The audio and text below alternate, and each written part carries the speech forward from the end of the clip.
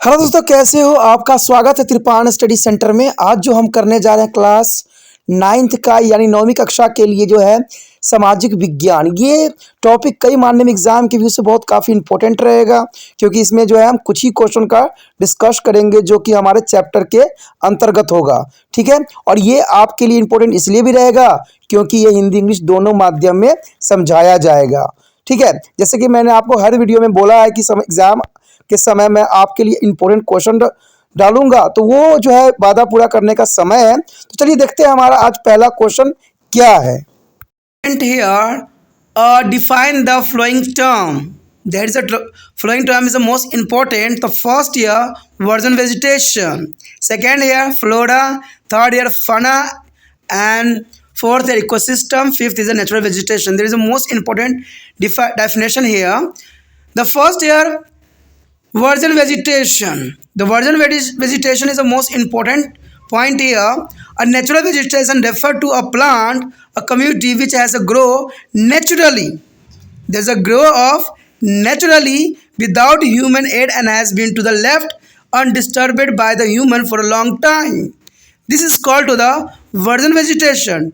You know that? You understand what is a virgin vegetation? The virgin vegetation is only a few point grow naturally, grow or naturally without human aid and has been left undisturbed by a human for a long time. It's called virgin vegetation.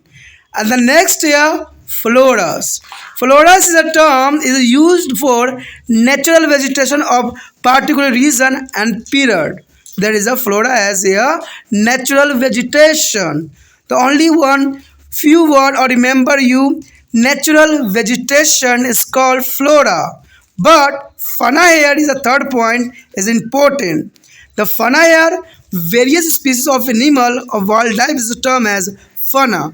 You know that few word only remember you animal of wildlife. A species of animal of wildlife is called fauna. The next here ecosystem. The ecosystem is the most important here. On the ecosystem is a life is a supporting system is comprising there is a physical environment and non-living component like a climate, soil, rivers, etc. is along with all organisms live therein. There is an important point here ecosystem. The ecosystem is mean to the over surrounding animal and non-living things are present here like a climate, soil, rivers, and etc. There is a most important ecosystem.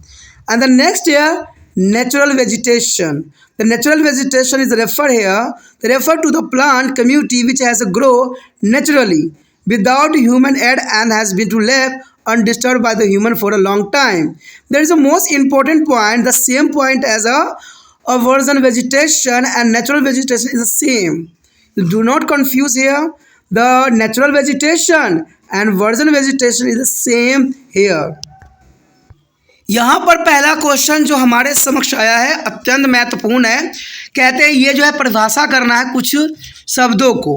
देखिए सबसे पहले तो हमारे version वनस्पति आती है जो कि कुवारी वनस्पति के रूप से में भी जाना जाता है।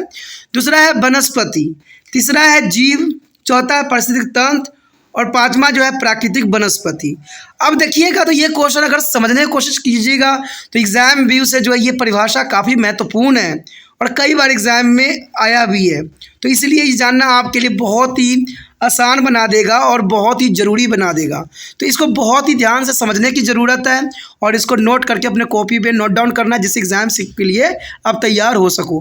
देखिए दोस्तों ये क्वेश्चन जो होता है हमेशा ही महत्वपूर्ण ही होता है, चाहे वो एग्ज़ाम के टाइम हो चाहे ऐसे क्लास आप लोग को लग रहा हो। तो कहते हैं जितना त्रिपाण सेंटर ने बना दिया है चैप्टर को उतने ही क्वेश्चन कर लोगे तो हर एक एग्ज़ाम के लिए महत्वपूर्ण हो जाएगा, चाहे वो हाउस टेस्ट हो चाहे वो फाइनल एग्ज़ाम हो, हर जगह ये महत्वपूर्णता अपना दर्शाएगा।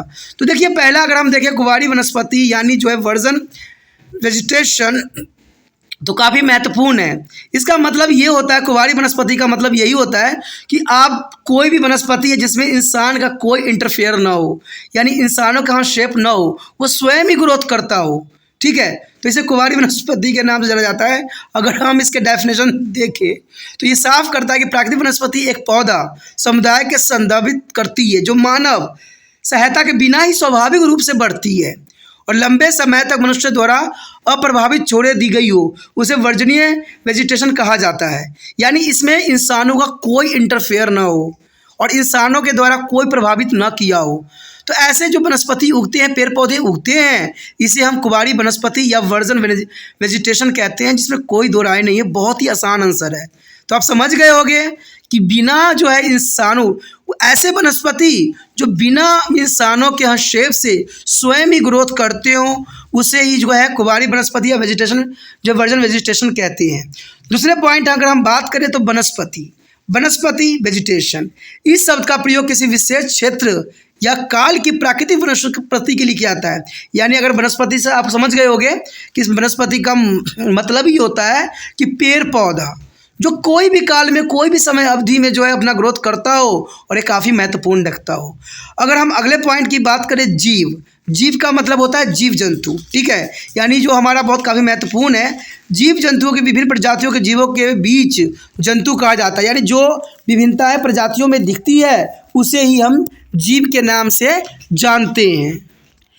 उसके पश्चात है पारिस्थितिक तंत्र यानी इकोसिस्टम अगर साधारण शब्दों में जानना चाहोगे तो साफ हो जाता है कि हमारे आसपास जो भी जीव जंतु रहते हैं, चाहे वो लिविंग थिंग हो, नॉन लिविंग थिंग हो, उसी को हम इकोसिस्टम या पानी तंत्र कहते हैं। ये तो साधारण शब्दों में हो गया।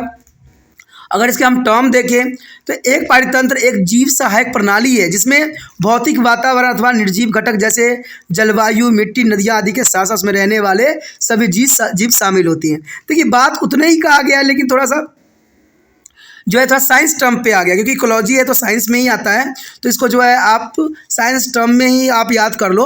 यहाँ पर साफ बताया गया कि उसमें रहने वाले सभी जीव शामिल होते हैं। यानी इसका सबसे अच्छा एग्जाम्पल जो है पाउंड, यानी जहाँ पर नदी होती है वहाँ पर जो है हर जीव जंतु पाई जाती है, तो वो जो है अच्छा इकोसिस्टम कहला सकता है, यानी पारितंत्र कहलाता है।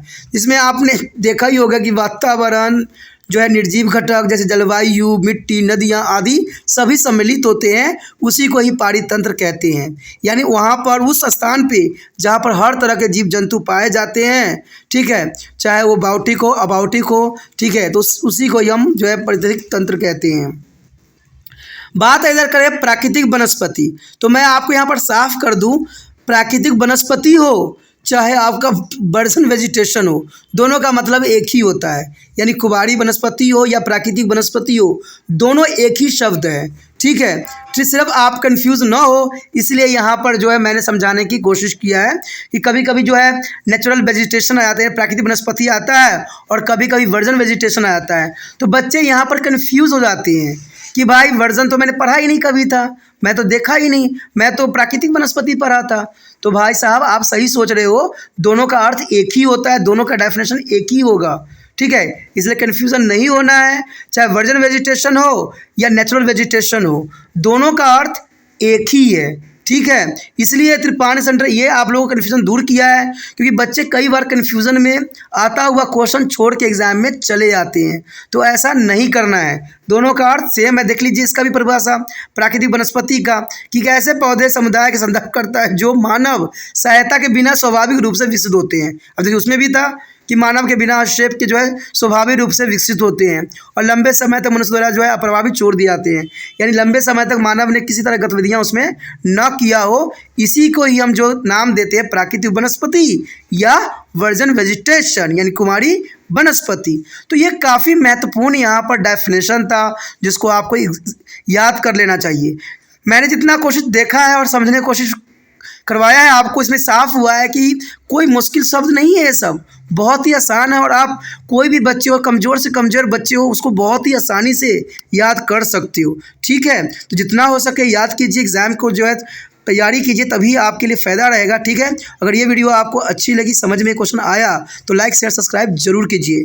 जितना हो सके इस वीडियो को अपने दोस्तों तक पहुंचाने में जो है त्रिपाठी सेंटर को हेल्प कीजिए, ठीक है। अगर पहली बार वीडियो देख रहे थे तो चैनल को सब्सक्राइब करके अपने मोबाइल में सेव कर लीजिए, इसी से ही जो है आने वाला वीडियो का नोटिफिकेशन प्राप्त हो सकेगा।